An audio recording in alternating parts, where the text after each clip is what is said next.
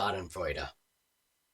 This is a German word that describes the feeling of pleasure or satisfaction at someone else's misfortune. It's actually a blend of two words, Schaden, which means damage, and Freude, which means joy. While it might sound harsh, it is a human emotion, especially when we believe that someone had it coming. It often surfaces when we see justice play out or when someone's arrogance leads to a fall. We've felt this at some point, haven't we? Like when that rude coworker finally gets called out in a meeting, or when someone who just brags constantly finally slips up. It's not necessarily that we wish them serious harm, but there is a small satisfying zing when the universe seems to balance out the scales. In relationships, Schadenfreude can sneak in subtly. For example, your partner ignores your advice, makes a bad call, and then has to deal with the negative consequences. You might feel a small inner grin, not because you're cruel, but because their mistake validates your frustration and reminds them you were right. Another example would be if your partner had breached your trust, either through an affair or just downright hurt your feelings, and then later experiences a taste of their own medicine. Part of you might feel a bit satisfied. Or try this one on. For those of you who value a well stocked supply of toilet paper, but live with someone who doesn't know how to operate the wall mount to replace the toilet paper, it's that subtle pleasure when you hear them complain that there was no TP when they needed it the most. The key is to recognize the feeling without letting it take root. Schadenfreude is normal, but when it shows up in close relationships, it's often a sign of an unmet need fueled by resentment. Instead of indulging in it, it can be an invitation to reflect and reconnect. Well, welcome to Mars Venus Coaching. I am your gender intelligence coach, Clay Smith. And in today's episode, we're going to develop an awareness of the vicious cycle that happens in the way couples communicate their needs with one another. We're going to look at why we fall into this communication trap, the impacts that this cycle has on our relationship long term, and how we can best support one another during the process of the vicious cycle. Although awareness alone is not solely curative, being able to spot this cycle in your relationship is certainly half the battle. So let's take a look at the stages of the vicious cycle to see when we need to just hit that big red emergency exit button and leave the roller coaster. It all starts with an unmet need. Oftentimes in relationships, we aren't fully aware that we have a need until it's not met. You may need your partner to appreciate you, to occasionally notice the things that you do for them and around the house, the sacrifices that you're continually making, but that need goes unmet. The resentment ensues, and a myriad of other negative emotions envelop. Not feeling appreciated in the relationship causes you to get angry with your partner. You start keeping score. You experience resistance in spending time with them because you're experiencing animosity towards them. Negative emotions cloud your ability to be aware of what's going on. And thus, you aren't able to communicate those needs to your partner without the negative emotions overtaking your request, thus sending your partner into a fight or flight dynamic, leading to further defensiveness. Then you get triggered. Something happens. The straw that breaks the camel's back. The thing that sends you over the edge. After doing dishes, faithfully the entire week, going unnoticed and feeling unappreciated, your partner mindlessly puts their dried out, crusty dinner plate in your clean sink and you lose your shit. That's when we act out. This often happens when someone doesn't feel heard, respected, or safe expressing those negative feelings directly. And instead of just healthy communication, talking about the frustration, what happened, that frustration leaks out through indirect or destructive behaviors.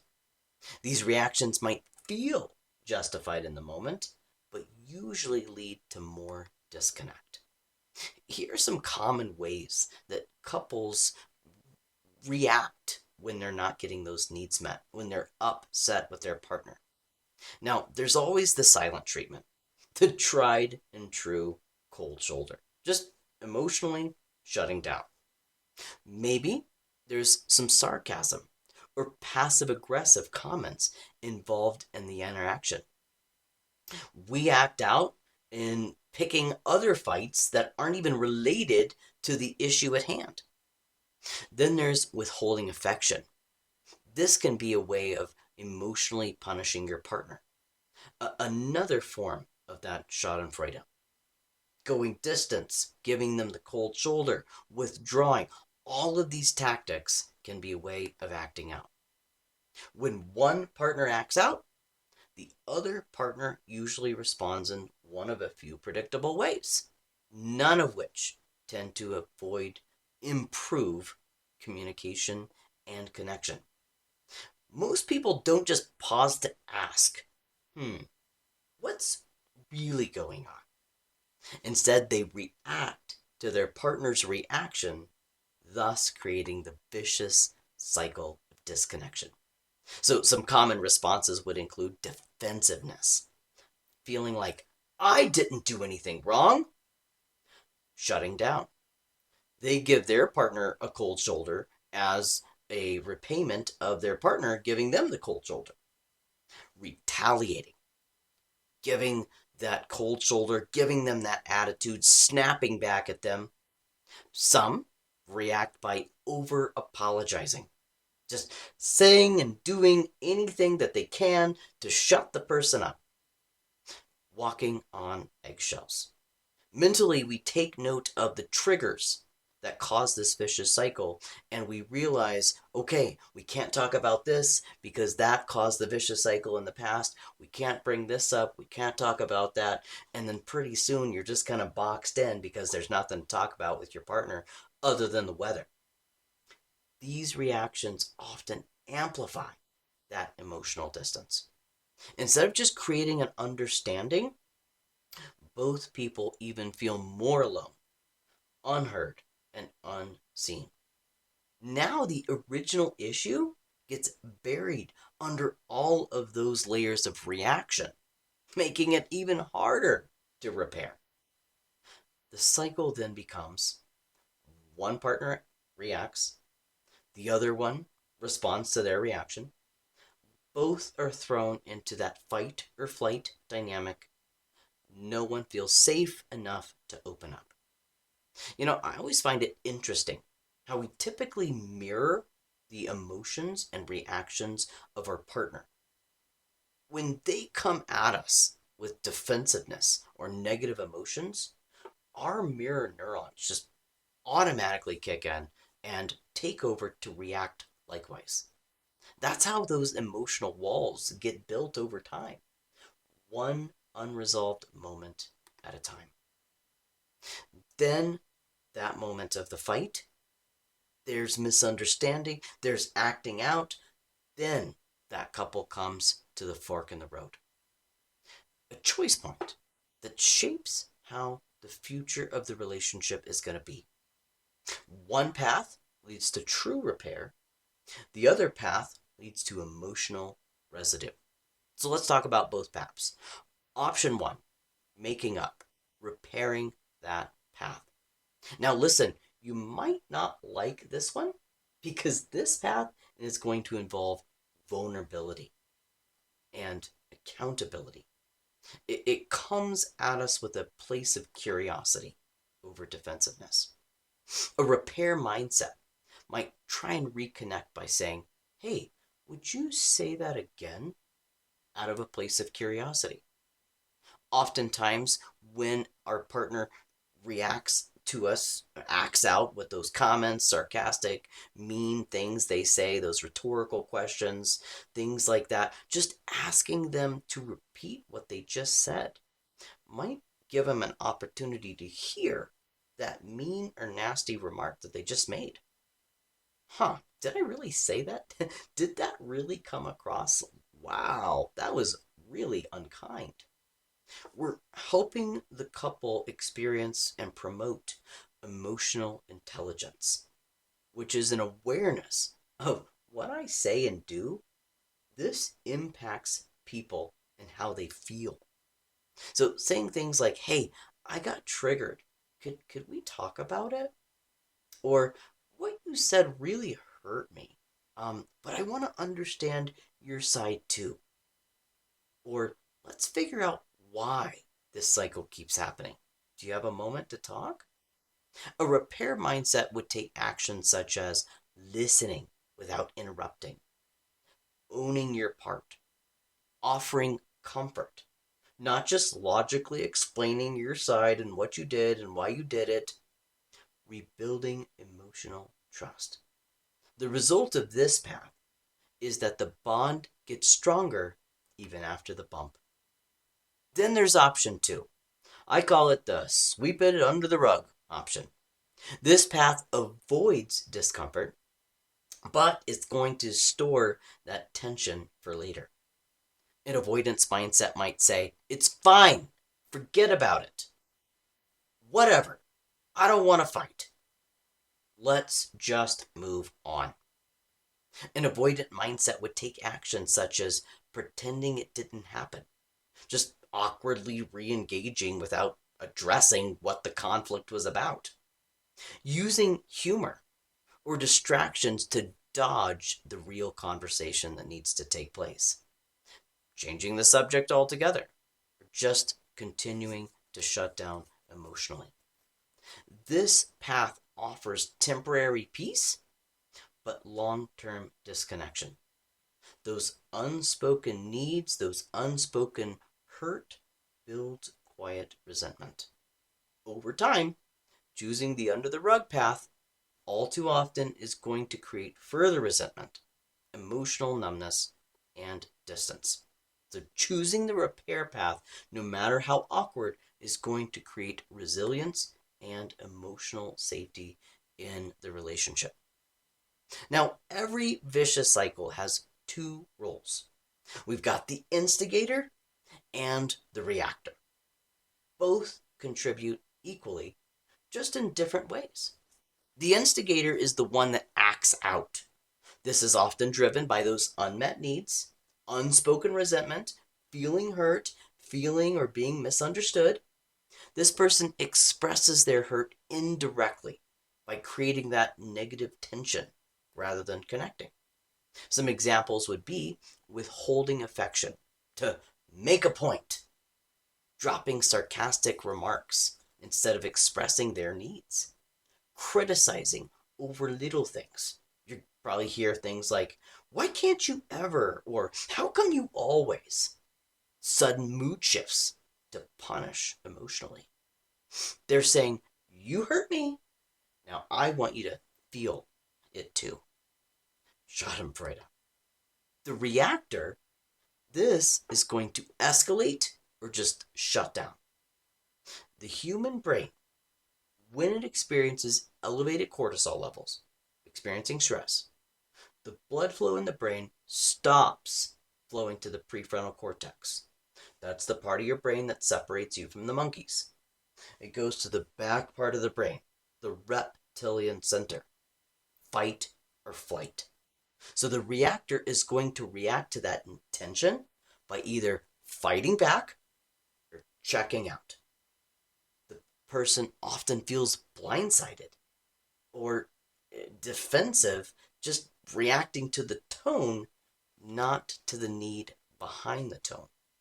Some examples of the reactor would be to fight back, which just is going to escalate that tension, deflecting blame, saying something like, well, you're always mad about something. You're always picking on me. Why is it you that's always calling me out? Going silent, leaving the room, making it about logic, kind of like what we mentioned before, trying to explain yourself, talk them out of their feelings. Things like, you're overreacting. The reactor is saying, I feel hurt. I feel defensive. So I'm going to protect myself instead of try and reconnect and figure out what you need. So together, these roles just fuel the cycle even more. One person acts out, the other one reacts, and nothing gets resolved. Instead of soothing the wound, both keep scratching at it, creating more damage. So, which role do you play? When tension rises in your relationship, do you tend to act out or shut down? Do you become the instigator, expressing that hurt through criticism, sarcasm, or emotionally withdrawing? Do you secretly get pleasure from experiencing your partner experience your hurt that you've endured through picking another fight? Do you experience a little bit of Schadenfreude when you see the pain on their face? Or do you become the reactor, responding with defensiveness, explanations, figuring out a way to just push it under the rug? For the instigators out there, what do you usually hope that your partner's going to notice or do when you're frustrated, but maybe not directly ask for? This is going to help surface that unmet need behind that instigator behavior, especially for those who act out or just go radio silent. Why do couples get caught up in this vicious cycle? I think first and foremost, it's because most couples aren't aware that they're not fighting about the actual issue itself. They fight over how they feel unseen, unheard, or unloved in the moment. Instead of slowing down to express what they're feeling, they speed up by fighting and acting out and shutting down completely. Over time, the couple experiences more self-protection than connection, and neither is going to feel safe enough to reach out and express those needs. Sometimes when we've been hurt, we secretly feel that satisfaction when our partner struggles, especially if it's tied to a hurt they caused us. That's Schadenfreude, pleasure from another's pain. In relationships, it kind of sounds like, well, now you know how it feels. The thinking behind this keeps couples stuck in the cycle of emotional revenge instead of choosing that repair path. Holding on to resentment feels safe, but being vulnerable is going to restart that connection. Schadenfreude has some serious side effects. When couples repeat this cycle without that repair path, this is going to obviously slowly erode that emotional foundation. Over time, this is going to lead to less communication. You stop talking to avoid any and all fights. Remember those triggers I mentioned earlier, the eggshells. Pretty soon, you have nothing to talk about but the weather. Because any little thing is going to trigger the vicious cycle. Mentally, you're kind of creating a list of all the things you can't talk about. So it's just like, how you doing, babe? Doing great. How are you? Beautiful day, isn't it? That's it. This is going to lead to emotional shutdown. You're protecting instead of being vulnerable. Also, one of the effects of Schadenfreude is assuming how, trying to do some mind reading. You stop checking in with your partner because you already know what they're going to say. You already know what they're thinking. It's going to create loss of trust and intimacy too. It's no longer about feeling safe.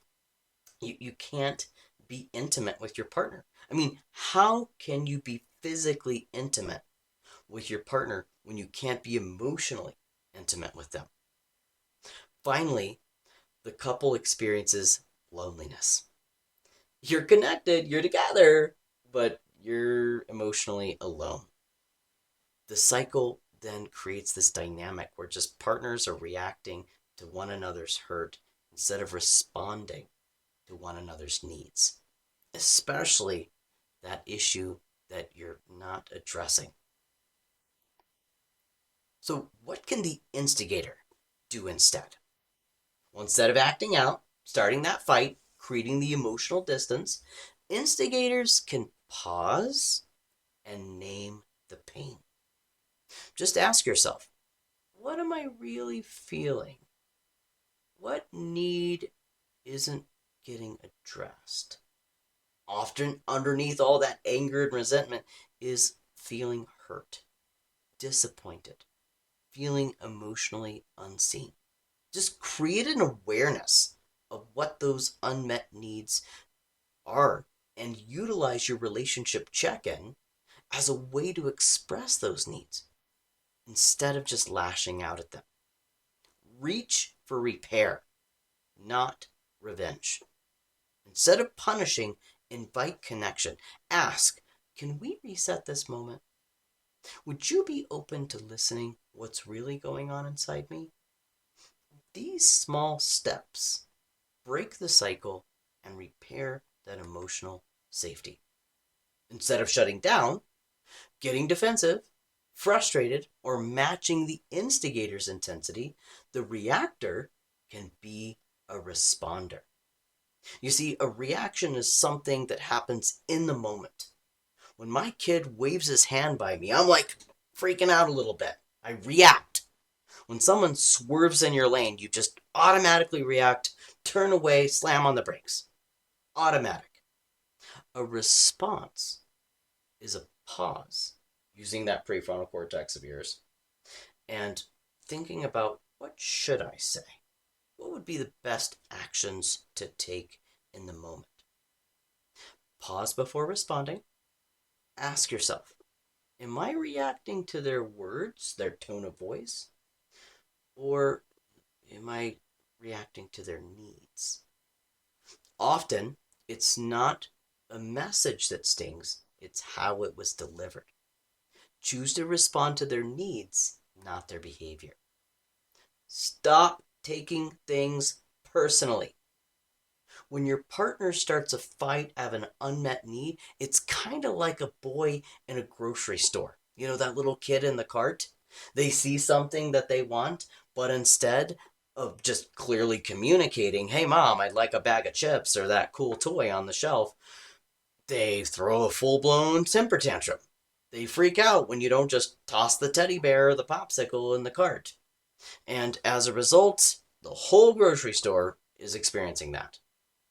The solution is to take a moment, pause, don't take your partner's temper tantrum personally. They're not mad at you, they're just stuck in this vicious cycle of poorly expressing their needs. When they're yelling, not listening, or acting out instead of being connected, your job is to stay grounded and don't mirror their tantrum. It sounds a lot easier than. Yeah, sure, sounds good. I'll do that. Next time the building is burning down, I'll sit and look at a pros and cons chart of which escape route I want to use. This requires maturity. Compassion goes further than control. Remember, in this cycle, respond, don't react. Use reveal language instead of blame. Try saying, okay, I notice myself pulling away. Can I share with you why? Or, that comment hit a sore spot for me. Can we talk about it? Or, I'm not necessarily angry. I think I'm more hurt and I don't want to push you away. Let's find a time when we can address some of these real issues. The goal is to reveal what's real instead of forcing them to feel it through a fight. It's not about the Schadenfreude, it's about reconnecting. Reach for repair, not revenge. The responder can also validate before getting defensive. Try saying, that didn't land well with me, but I want to understand what you're feeling. Or it sounds like you're hurt right now. Could we talk about it? I'm feeling a little attacked, but I want to see your side too. Help me hear what I didn't hear. Help me see what I'm not currently seeing. Remember, validation doesn't necessarily mean agreement. It means that you value their experience enough to stay present. Stay curious, not combative. You've got to read the room. They come at you with a blow and you're just like, whoa, taken over by their tone of voice and their defensive demeanor and their cruel words.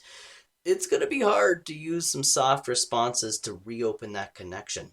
In the moment, the instigator is acting from a place of unmet needs. The emotions are going to be high. Blood flow in the brain is going to be in the back part. It's important to stay engaged, to try and respond. I know it's hard, instead of coming from a place of defensiveness. Often, the instigator, the best way to support them in the moment is just helping them feel heard. This is going to diffuse the fight. Pushing the grocery cart in an aisle where nobody's at, listening to that little critter complain, cry, throw his little temper tantrum because he couldn't get that toy, and then discussing with him some boundaries and protocols for moving forward after all the emotions have died down. But it is important to note that it's not productive to have a boundary conversation when they're in that moment, emotionally being chased by that bear. It's not productive to let's talk about boundaries and what you can do differently when all of that blood is in the reptilian part of the brain. The bigger person in the relationship is the one that can see past the instigator's reaction, doing their best to support them in the moment, and put the emotions of that charged topic on the back burner until a more appropriate setting presents itself. Curiosity creates that emotional safety, and safety stops the cycle. Now, how do we support a man when he's the instigator? When emotions run hot, it's easy to push for answers, clarity, and solve the problem right now. But if your partner is a man, chances are that men have needs, and one of their needs is the cave. Cave time, it's a mental and emotional space where a man can decompress, process, and regain clarity without pressure. As his partner, the most supportive thing that you can do in that moment might be to give him a little space. Men are like rubber bands, and as they pull away, creating that space welcomes that autonomy. It will reset his stress levels, lowering that tension, and then pulling him out of that instigator role. Part of giving him that space would be to verify his need for space. To do this, you could just gently ask, hey, I care about you. I'm ready and here when you're ready. Let me just kind of give you a little space. I'm going to go do something else. And, we can come back and talk about this later. Right? What you don't say is, looks like you're in your cave right now. That is going to come across as a diagnosis. And when he's already stressed and reactive, it's going to feel shaming and dismissive, which is going to lead to defensiveness. So you can kind of subtly help him create that space by you taking that distance that you need as well. Instead of thinking that cave time is bad or it's not, it's a way to disconnect, think about it like it's an intentional pause rather than a rejection. It's a sign that he's trying to regulate, not necessarily escape. When that space is respected, it allows him to return from the cave and be more present with you. Remember, men need autonomy, and it lowers their stress levels, which likely are elevated during this vicious cycle. I actually go into more detail in my episode on cave time. If you haven't watched it yet, I encourage you to check it out on my channel. It'll just kind of help you to look out for the signs and symptoms of when he might need that cave time, as well as kind of offering some action steps that you can take to better support him in that. Now, what about if the woman is the instigator? I recommend trying a Venus talk. Sometimes in that vicious cycle, it's the woman who becomes the instigator, not because she's trying to start a fight, but because she's trying to feel heard and reconnect through expressing negative emotions. It comes across with intensity, but the need is to feel heard. That's a perfect moment to initiate a Venus talk.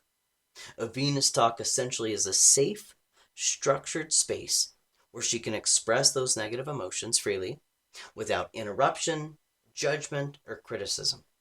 We're not solving her problems. We're not talking her out of her feelings. It's a relationship tool designed to help her release those emotions, that pressure that has been building internally. As her partner, your role isn't to fix, it's to listen, to stay grounded, to hold space for her to express those unmet needs, those feelings that have put her in the cycle. That alone helps dissolve that tension and stop the cycle from escalating. It sends the message, hey, I'm not your enemy, I'm your teammate, even in those tough moments. Now, if you're not sure how to facilitate a Venus talk, or maybe you tried it in the past but it backfired, again, check out my episode on my channel entitled The Venus Talk. We're going to talk about how you can support her in processing those negative emotions in a fight, how to invite the conversation without pressure, and how this relationship tool will put you on the path of repair. Break the cycle with the relationship check-in. Okay, the vicious cycle just happened. You've created an awareness of this toxic trap. You've recognized it happened again. Take a step back. Decipher who is the instigator, who is the reactor. After the emotions kind of cool down, the storm passes, don't just move on like nothing happened. That's how resentment builds. Instead, use your relationship check-in as a tool to open up those lines of communication and gain clarity of those unmet needs that started the cycle in the process. What triggered this? You can talk about, babe, the other day on Tuesday, we kind of had that dance, that little cycle. What do you think triggered that? Ask them, or they can ask you, were there any unmet needs behind the reaction? Or was there any disrespectful communication that we need to address? What are some boundaries that we need to put into place to reinstate? This isn't necessarily about blame. It's about understanding what broke so we can repair it going forward. This relationship check-in is designed to clarify your partner's needs, express your own needs and preferences and boundaries, or reestablish communication guardrails so that way we both feel safe and heard and seen. And this conversation takes courage. Believe me. That's why everyone wants to just, sweep it under the rug and act like nothing ever happened. If you're unsure of how to navigate through the relationship check-in, but you want to open up your lines of communication, go check out the relationship check-in video. It gives you a step-by-step guidelines on how to ask the right questions, how to stay connected in those negative emotions, using simple tools and not letting the vicious cycle repeat. Listen, the best way to break the cycle is to never give it momentum in the first place. Couples usually don't fall apart all at once. It happens in small, subtle ways. Those unmet needs, the emotions that are getting ignored, the unspoken resentments that build over time, those little jabs, and we tell ourselves, oh, they're just jokes. Prevention starts with intention. Stay emotionally current. Don't wait till things boil over. Use your weekly relationship check-ins to clear the air emotionally. Honor processing differences. You can do this by offering cave time or Venus talks, or just, whenever emotions are running high, just taking that break that we need. Practice soft startups. Begin tough conversations with care and curiosity over shutdown and sarcasm. Again, don't take it personally. Their lashing out has more to do with them than you. Remember, what your partner thinks about you is really none of your business. Own your part. Whether you're the instigator or the reactor, think about self-awareness and how it's your superpower. Take accountability if you hit below the belt or communicated without respect. Let's be honest. Sometimes when you're feeling hurt, we want our partner to hurt too. That's Schadenfreude. Those angry emotions, feeling that those needs aren't being met, the sneaky lines of frustration, these all kind of seep into the relationship, and eventually we think that they deserve to feel it too. It's that sarcastic remark that's meant to sting. It's that passive-aggressive comment that proves your point. It's that emotional cold shoulder that justifies that you're really feeling hurt and you want to pass that on to them. But here's the catch. That moment of satisfaction may feel powerful, but it's going to deepen your disconnect. It may feel like justice, but it keeps you both stuck in pain. What we really crave isn't revenge, it's repair. So every couple fights. Every couple has an argument from time to time, but arguments aren't necessarily the enemy. It's how we correct them. Do we shove them under the rug? Do we react in the moment? Do we get caught up in the emotions and blame and defend? Or do we utilize some relationship tools like cave time, taking a break when emotions are high, Venus talks, helping our partner process those emotions, not taking things personally, relationship check-ins, keeping that open lines of communication to express our needs in that format, as opposed to in the moment when we're feeling absolutely pissed off at them for doing whatever it is we don't want them to do. The awareness is how the cycle even begins and how we can stop it. So even more stronger, even more powerful is that you recognize that emotions reflects that Schadenfreude.